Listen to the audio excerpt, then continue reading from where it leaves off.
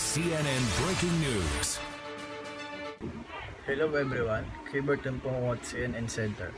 We are keeping a close eye on all of the island of Hawaii, which right now could be experiencing a series of tsunami waves generated by an earthquake that occurred on the western edge of Canada. The folks in Hawaii had the warning sirens telling them that they are in direct line to see a tsunami this evening. It's 11 p.m. in Hawaii. A lot of folks expecting reporters have left the shores. They're expecting perhaps waves 1 to 2 meters. We just did hear from the Pacific Tsunami Warning Center that all indications from tide gauges are that there is a tsunami moving in, but not big at this point. And he said that there could be a situation where throughout the hours they could see waves that get bigger. But many people just waiting in hotels or have moved to evacuation centers in Hawaii, waiting to see what this tsunami brings. They've been told some people that were stuck in their cars just a short while ago, about 45 minutes before this tsunami was expected to arrive. The police were telling them just get out of your car and start walking to higher ground just in case to be safe. But this has been a little bit of surprise for the folks there in Hawaii on a busy Saturday evening. And unusual that Hawaii takes is in the direct line for tsunami all the way from the eastern Pacific. We've been talking with people who are running hotels, officials, they're working the story. And we also have on our CNN producers who just happen to be on vacation in Hawaii. Seems like there is always one where we need them. And that is Sarah Benavides. Sarah, you're on the big island, safe in your hotel. You've been up the rope with a good sign from the beach. Are you seeing anything? No, not a whole lot. I will say there was about probably 10 or 10 minutes ago a little bit of a discernible change in the way the surf was coming ashore on this beach. It's been fairly robust all day, and it actually calmed down for probably about 5 minutes. So it almost appeared to be sort of opposite effect of what one might envision with a tsunami coming ashore. And I can't be sure that it was.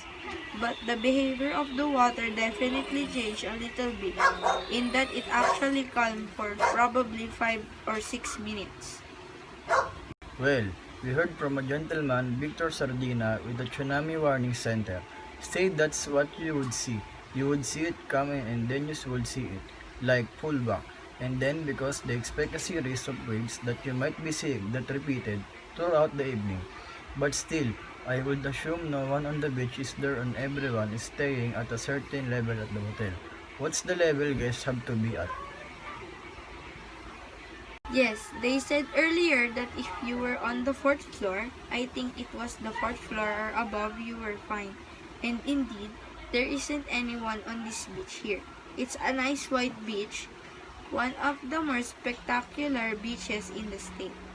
But because, the surf was fairly robust today, I'm not sure what level this tsunami would have to rise to really be obvious to the naked eye. It is a very deep beach, but yes, aside from the surf just calming down for a little while, I haven't seen anything terribly obvious that would point to a typical tsunami. What's the atmosphere as far as the guests and the vacationers there in your hotel regarding the situation there this evening? It's fairly calm and orderly. Occasionally, a couple or two will pop their heads up on the roof here and take gander at the beach.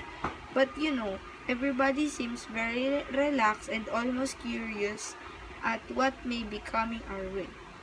There doesn't seem to be an overwhelming sense of fear or panic. It's almost more intrigue than any of those things. Sarah, the prediction was that we would see the first hint of a tsunami or waves being generated about 10:48 local time Hawaii. So we're now 45 minutes or so past that point in time. We look at those beautiful pictures and maybe we can go back to that. We don't see anything that looks ominous definitely right now. But there was a warning for this area as opposed to the coast of British Columbia where we had seen an advisory.